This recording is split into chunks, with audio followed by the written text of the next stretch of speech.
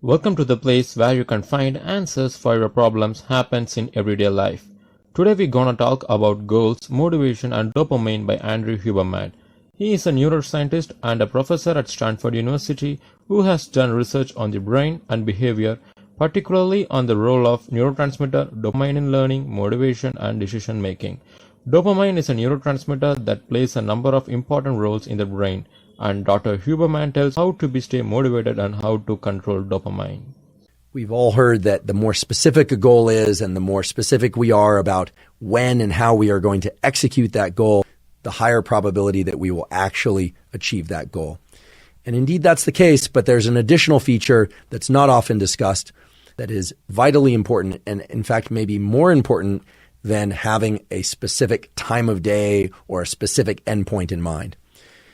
There's a really nice study that was done looking at recycling. This is something that a number of groups, businesses, households, and individuals are trying to do more of.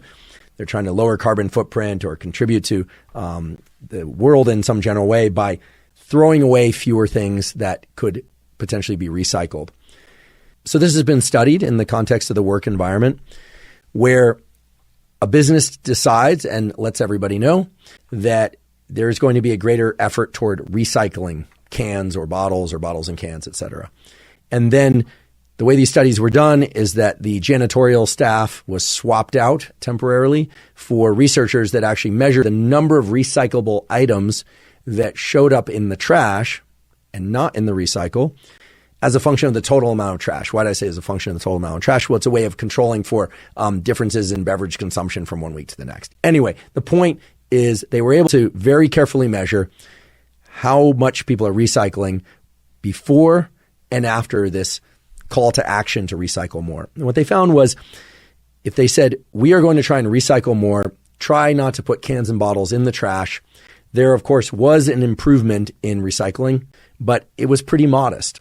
Whereas when there was a very concrete plan and everyone knew what that concrete plan was, for instance, to place all bottles and cans into the recycle, not the trash, or to limit the amount of trash by 50%, or to eliminate all recyclable items from the trash. So when they made it very concrete, exactly what the action steps were, there was a remarkable, close to 100-fold or more improvement in recycling behavior that lasted many months after this call to action was made. The takeaway from this is quite straightforward. It means that having a concrete plan is essential. You can't just say, I'm going to become a better recycler, or I'm going to do things that are better for the environment, or I'm going to become more physically fit.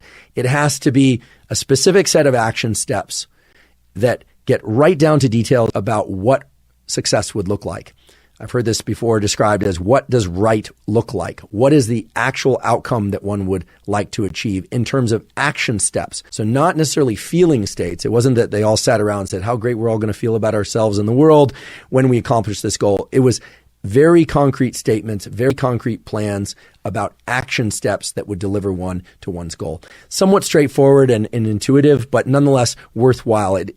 What it suggests is that for all of us, if we have certain goals that we want to achieve, we need to be exquisitely detailed about what the action steps are that we're going to take and to constantly update those action steps so that we have a higher probability of meeting those action steps. Some of you may be asking, how often should one assess progress? Well, that of course will depend on the given goal that you're trying to pursue. But in the studies that I've been referring to here, the assessment of progress and the updating of concrete plans was done weekly.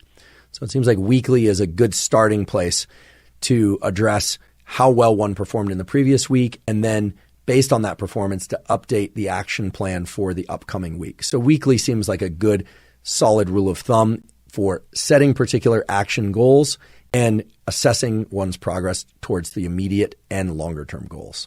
Any discussion about goals and goal pursuit would be incomplete without a discussion about the molecule dopamine. Dopamine is often thought of as a molecule of pleasure and reward, but actually it is the molecule of motivation.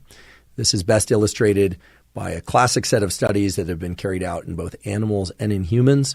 The animal study can be described the following way. 2 rats, each in a separate cage.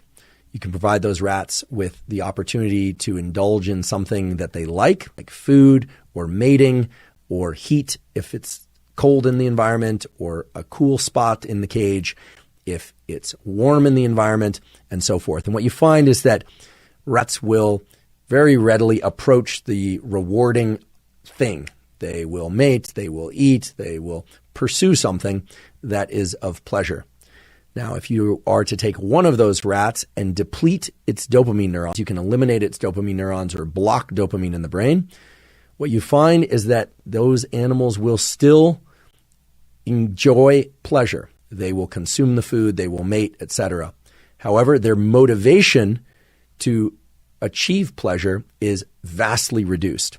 In fact, if you place the item of pleasure, the mate, the food, etc., even just one rat's length away from that rat, the rat without dopamine will not even move one length of its own body in order to achieve that pleasure.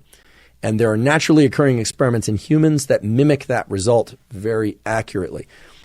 There are certain conditions in humans where there's a depletion of dopamine, and what you find is that the depletion of dopamine does not inhibit an ability to experience pleasure necessarily. It inhibits an ability to pursue or go through the series of action steps in order to achieve pleasure. So dopamine really sits at the heart of our motivational state to seek out goals and to seek pleasure. And this is true for immediate goals that take place within a time frame of minutes, or a time frame of a day, or a time frame of a week, or the time frame of a lifetime. That's a wrap of this video. Hope if you gained some piece of information in this video, give it a thumbs up and subscribe for more. And don't forget to share with your friends. Thanks for watching. See you next time.